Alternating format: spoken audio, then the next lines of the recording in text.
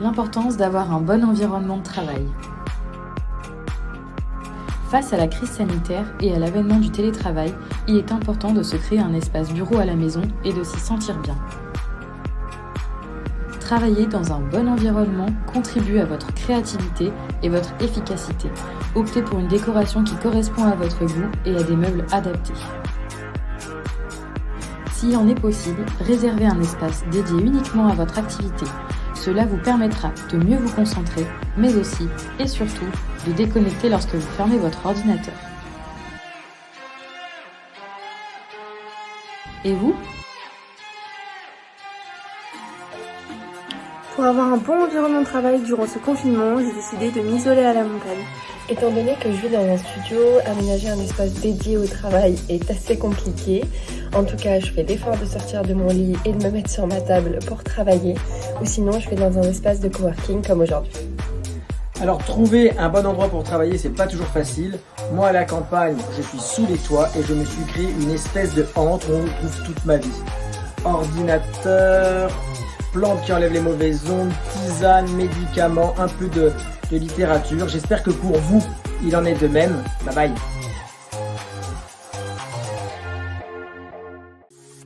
L'importance de se sentir bien au travail. La santé mentale au travail est un sujet encore tabou et pourtant très important, encore plus dans ce contexte si singulier. Un salarié passe en moyenne 39,1 heures par semaine au travail. De ce fait, une entreprise se doit de veiller à son bien-être psychologique en misant avant tout sur un management qui prône la bienveillance et l'écoute. Il a été prouvé qu'un collaborateur heureux au travail est moins malade et moins absent. Chez HN Service, nous attelons à instaurer une culture managériale basée sur ses valeurs, en s'efforçant de donner un sens au travail de chacun, d'accorder de l'autonomie et de fédérer pour créer une fierté d'appartenance. Bien plus que du business, l'humain est au cœur de notre stratégie. Changer les codes, c'est aussi s'adapter.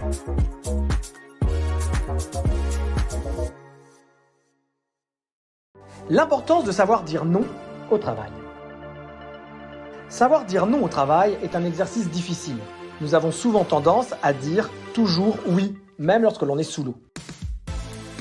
Pourtant, apprendre à dire non est essentiel pour éviter le surmenage, rester concentré sur ses priorités et être efficace. Voici 5 points clés pour vous aider à prendre confiance en vous et à sauter le pas de dire non quand vous ne le pouvez pas. Justifiez votre refus que lorsqu'il est nécessaire. Parfois, vous n'êtes pas obligé de vous justifier auprès de vos collègues, mais plutôt de votre hiérarchie si elle vous le demande. Avoir des arguments recevables pour dire non. Faites une liste des tâches prioritaires qui occupent votre temps afin que l'interlocuteur comprenne que vous êtes de bonne foi. Ne vous contentez pas d'un « je n'ai pas le temps », l'argumentaire est tout de même important. Savoir dire non tout en restant ouvert à la discussion. Argumenter, c'est être ouvert à la discussion et à accepter les conseils. Restez à l'écoute et n'hésitez pas à proposer une alternative. Savoir mettre le relationnel de côté. Il est très important que vous mettiez vos émotions de côté. Pas question de refuser une tâche parce que vous n'avez pas envie ou parce que vous n'appréciez pas la personne avec laquelle il faut travailler. L'entraide et la bienveillance sont les clés de la réussite. Et surtout, ayez confiance en vous. N'ayez plus peur de passer pour un paresseux, de voir une augmentation de salaire vous filer parce que vous avez dit non.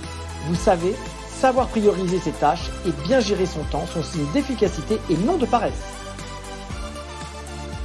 Cessez d'être gentil, soyez vrai. Thomas d'Assenbourg. Changer les codes, c'est aussi s'adapter.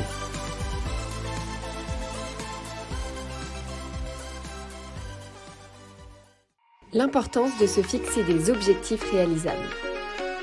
En tant que manager, mais aussi dans notre vie personnelle, il est important d'avoir des objectifs. Cependant, on a souvent tendance à mettre la barre plus haut et être finalement déçu de soi ou de l'autre. En effet, définir de bons objectifs peut s'avérer être un véritable calvaire. La méthode SMART est une solution pour pallier ce problème. Chaque objectif doit être spécifique et simple. Il doit être personnalisé en fonction de la personne et du contexte de la situation. Mesurable, il est primordial de pouvoir évaluer le résultat des efforts accomplis. Ambitieux et accepté. Sans ambition, pas de challenge. Il faut néanmoins s'en rendre compte et accepter l'objectif défini. Réaliste ? Attention, l'ambition ne doit pas être inaccessible. Ça ne sert à rien d'être démotivé avant même d'avoir commencé. Et temporel. Ce point est primordial et nous avons souvent tendance à l'oublier. L'objectif doit être délimité dans le temps et avoir une date butoir. Alors, à vous de jouer. Changer les codes, c'est aussi s'adapter.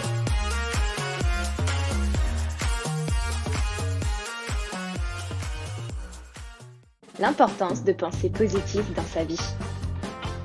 Dans la vie, nous rencontrons tous des difficultés, des obstacles et nous avons tous des préoccupations. Cependant, il est important de ne rien lâcher et d'adopter un certain état d'esprit pour remplir sa vie de positif. Et oui, la pensée influence fortement les événements de notre vie.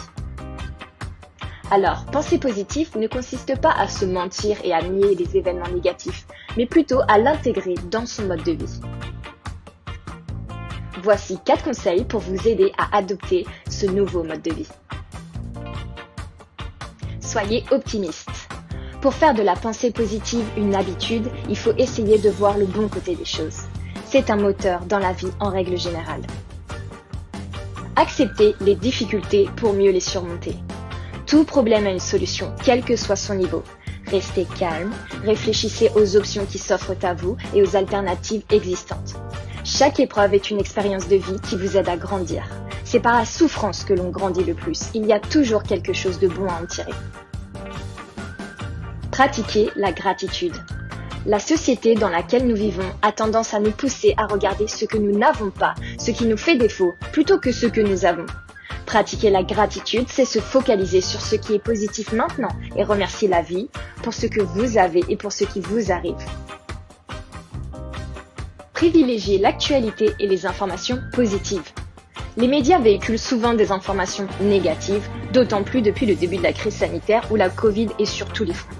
Tous les jours, ces messages sont nuisibles et ternissent notre façon de penser. Il est important de nourrir sa pensée et son esprit avec des informations sereines, stimulantes et surtout positives. N'oubliez pas, Rome ne s'est pas faite en un jour. C'est un mode de vie qui demande de changer ses habitudes, alors laissez-vous le temps. Changer les codes, c'est aussi s'adapter.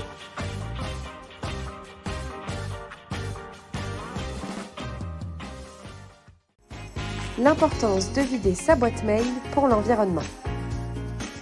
On n'y pense pas assez souvent, mais avoir une boîte mail pleine a un réel impact sur notre planète. Le stockage et l'envoi des emails consomment de l'énergie. Chaque mail reçu ou envoyé est automatiquement sauvegardé et stocké dans des serveurs, les data centers, immenses bâtiments qui génèrent beaucoup de chaleur et qui doivent être en permanence refroidis par une climatisation. Selon une étude, supprimer 30 messages permettrait d'économiser l'équivalent de la consommation d'une ampoule pendant une journée. Un geste simple et efficace pour préserver notre planète. Au moins une fois par semaine, accordez-vous une bonne heure pour jeter vos mails inutiles, obsolètes et volumineux, supprimer vos courriers indésirables, vous désinscrire des newsletters inintéressantes et vider votre corbeille.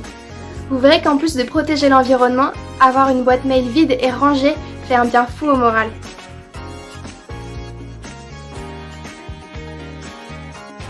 Changer les codes, c'est aussi s'adapter.